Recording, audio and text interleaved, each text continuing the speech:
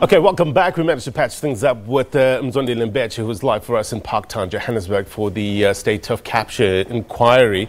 Mzwai, thank you very much once again. I hope you can hear me now. I was just asking, the Commission Chair, Deputy Chief Justice Raymond Zondo, opened yesterday's proceedings, actually hitting out at newspapers who published sections of Mr. Agrizzi's affidavit before he presented it to the Commission. Now, I was watching an interview with Professor Anton Harbour from the Wits Journalism Department.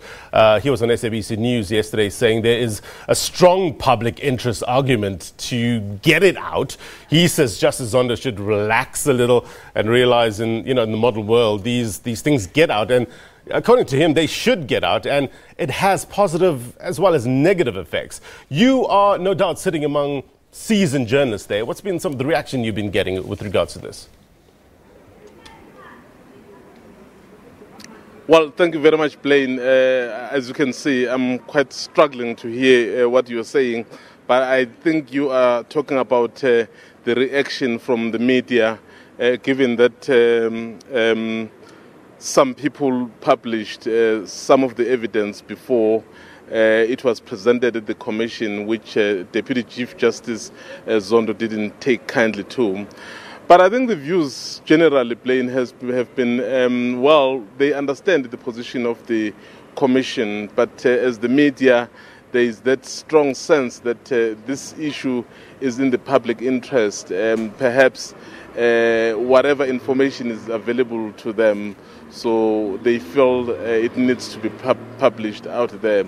So I guess it's a fine balancing act, at the same time making sure that you are not necessarily violating or breaching the rules of the Commission, but also making sure that the public keeps informed about these very interesting developments. So that's the sense I got, to say, well, there is a need, obviously, to respect the proceedings of the Commission, but when there is information, perhaps, that the media feels it's overwhelmingly in the public interest, perhaps given what is happening today, so maybe they might as well go with it. And there is issue, a plane of social media. I mean, you can perhaps say as the media, you are holding on to the information that you know, but before you know it, the social media will be running with it. So yeah, it's a bit of a fine balancing act that the media really will have to play, and making sure that you're not provoking the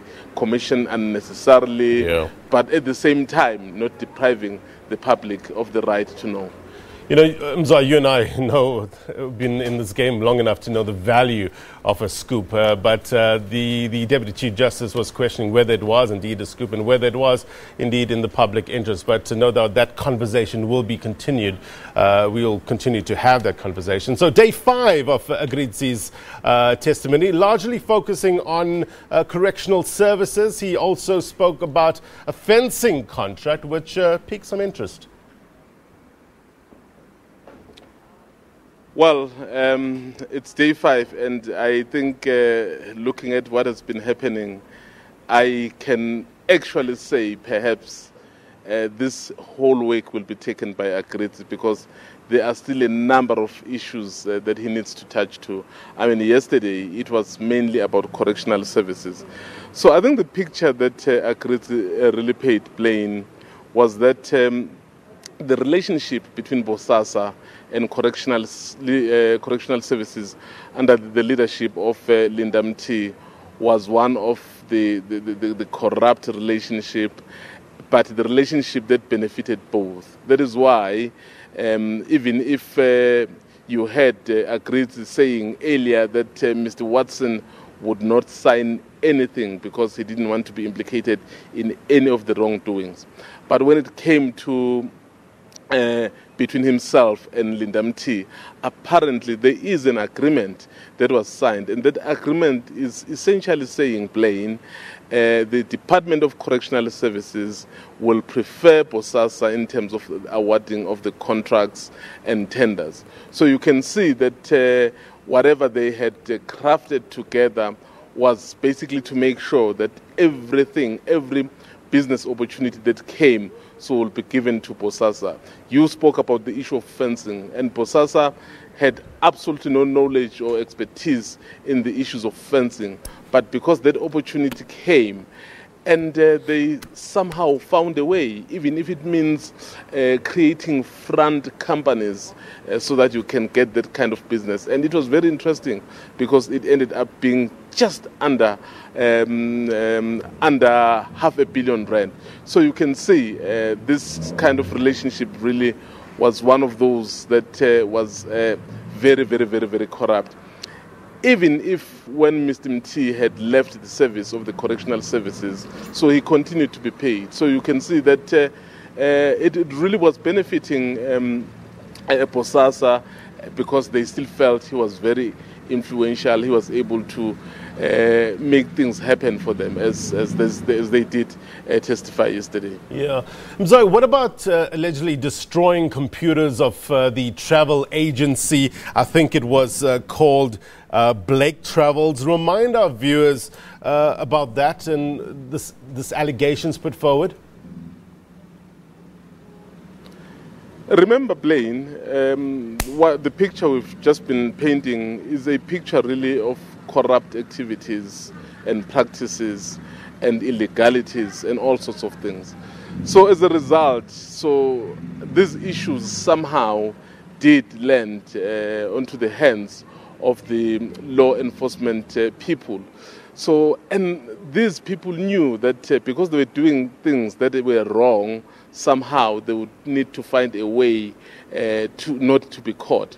So that is why when they got the wind that the Special Investigating Unit was looking to check a few things with them, so they decided that, well, every incriminating evidence that was there needed to be destroyed, because if you wouldn't destroy that evidence, you'd land into serious trouble. So it basically plain talks to the issue of widespread corruption and very known, and the person giving the evidence at the center of it, and ably assisted by those he was working with. So that is why they decided that because the SIU was following up on some of the information, for them not to be caught was to destroy that kind of information that was going to incriminate and implicate them. Interesting indeed. We ran some breaking news yesterday on this program about Peter Pedler. He's been appointed as acting secretary of the commission. Dr. De Veer is on special leave. What do you know about Peter Pedler? Well, I wouldn't lie at this stage, Blaine. So I don't know much about him.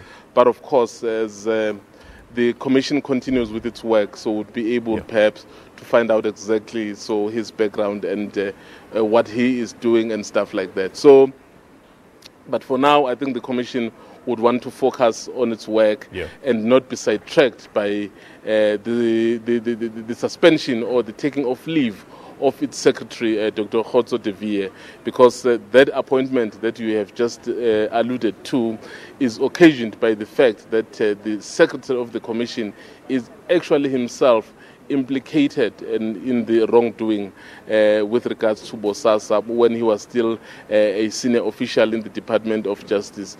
So I think the commission would really want to go on with the work and not be sidetracked by these issues that are appearing. I say it's hot out there. Mzwayi, stay cool. SABC senior political reporter at Parktown, Johannesburg. Thank you very much indeed, sir.